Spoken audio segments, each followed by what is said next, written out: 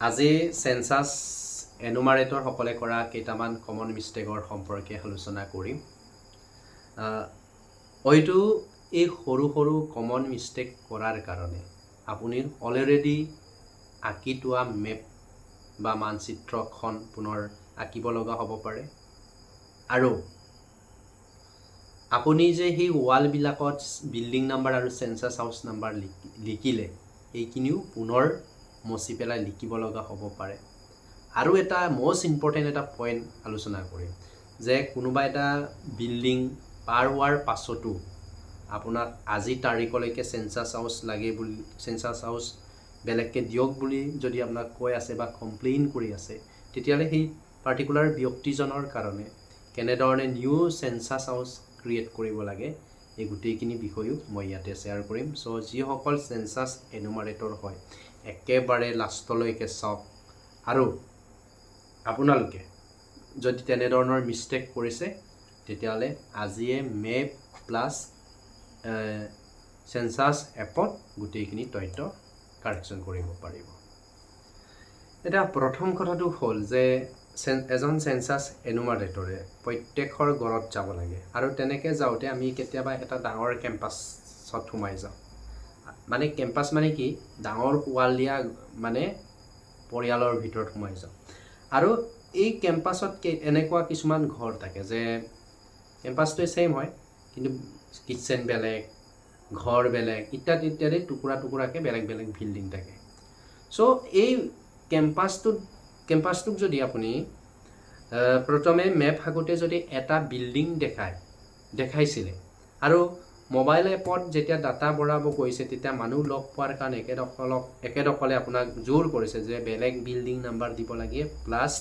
Census house দিব লাগে। আৰু একেদখলৰ কথা শুনি যদি আপুনি সেই কেম্পাছটোত তোমাৰ বেলেগ বিল্ডিং নাম্বাৰ আৰু সেন্সাস হাউচ দিছে কিন্তু মেপত এটাই বিল্ডিং দেখাইছিলে, তেতিয়াহ'লে আপুনি লগে লগে সেই কেম্পাছটোৰ ক্ষেত্ৰত মেপত কাৰেক্ট কৰক যে এই কেম্পাছটোত বা এই লাইনটো মই আগতে এটাই বিল্ডিং নাম্বাৰ দিছিলোঁ, যিহেতু একেদখলে কোৱাৰ কাৰণে মই আৰু এটা বিল্ডিং নাম্বাৰ বহাই দিবলগীয়া হ'ল। তাৰ কাৰণে সেই বিল্ডিং নাম্বাৰটো নতুনকৈ আপুনি চিম্বল দিয়ক, কেঁচা পকা এইটো মেপত অংকন কৰি দিয়ক। নহ'লে আপোনাৰ এপত থকা বিল্ডিঙৰ সংখ্যা আৰু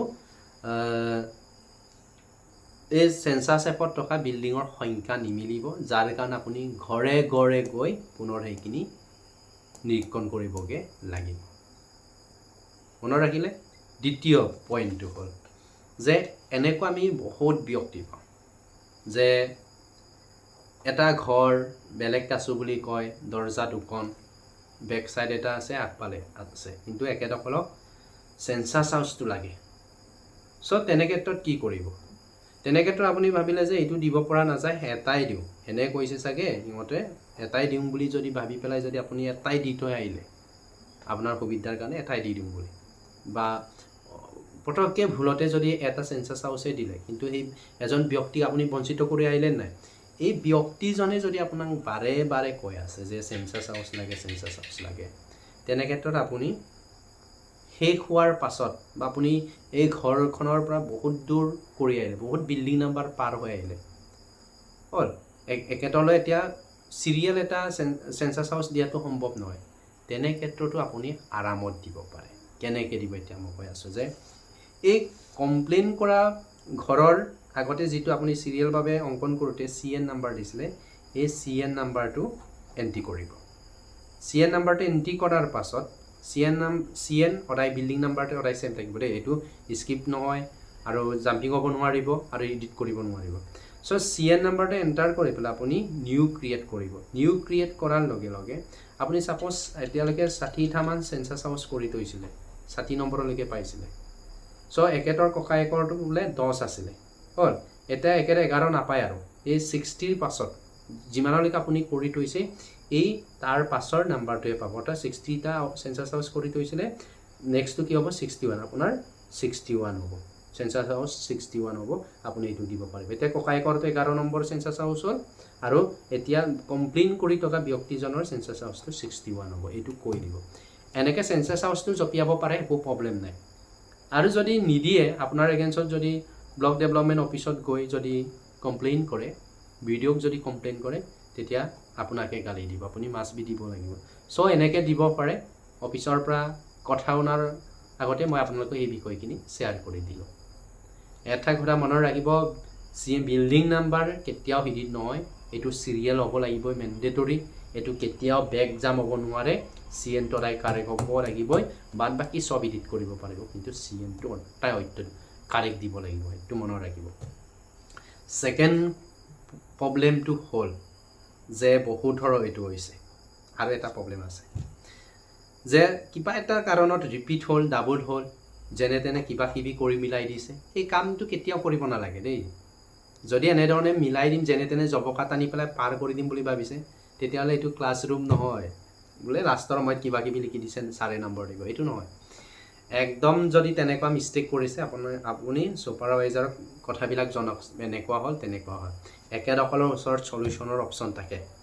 একেদখলক যেতিয়া আমাক নিৰীক্ষণ কৰিব একেদখলক কিছুমান ৱে দিয়া থাকে সলিউশনৰ টেকনিক দি থয় যে এনেকুৱা হ'লে এনেকৈ কৰিব চ' লগে লগে আপুনি কনচাৰ্ন কৰক সুপাৰভাইজাৰৰ লগত আৰু সুপাৰভাইজাৰে চাৰ্জ অফিচাৰক ফোন কৰি ইটো কৰি পেলাই আপোনাৰ এই সমস্যাটো সলিউশন কৰি দিব সলিউশন থাকেই প্ৰত্যেক সমস্যাৰে সলিউশন থাকে চ' ডাবল হৈছে কিবা কিবি কৰি মিলাইছোঁ এই জবকাতনা কাৰোবাৰটো হেৰি দিব লাগিব আৰু লাষ্টৰ মোষ্ট ইম্পৰ্টেণ্ট পইণ্টটো হ'ল যে আপুনি কাৰোবাৰ ঘৰত গৈ CN লিখিছে CN 10 আৰু CN 10 দেই বিল্ডিং নাম্বাৰ 10 আৰু সেই ঘৰত অনলি 3টা সেন্সাস হাউস আছে বুলি ব্ৰেকেটত লিখি পেলাই মানে গোটেই সেন্সাস হাউস নাম্বাৰখিনি যদি আপুনি লিখা নাই তেতিয়াহ'লে এটা ডাঙৰ সমস্যাৰ সৃষ্টি হ'ব এই কথাটো মই ক'লোঁ এটা ডাঙৰ সমস্যাৰ সৃষ্টি হ'ব আপুনি পুনৰ গৈ সেন্সাস হাউস এইবিলাক কি কৰিব লাগিব আপুনি কৰিব লাগিব আৰু পুনৰ গোটেইখিনি আপোনাৰ ৰিপিট হোৱাৰ চান্স থাকে চ' কমন মিষ্টেক এইটো আৰু মনত ৰাখিব যাতে আপোনাৰ এগেইনষ্টত কোনো অফিচত কমপ্লেইন নকৰে সেন্সাস হাউসৰ নামত যদি কমপ্লেইন কৰে আপোনাৰ একদম কাম নাইকিয়া হ'ব আৰু গোটেই বিষয়টোৱে উল্টা পুল্টা হ'ব চ' সেইখিনি আছিলে আৰু আপোনালোকৰ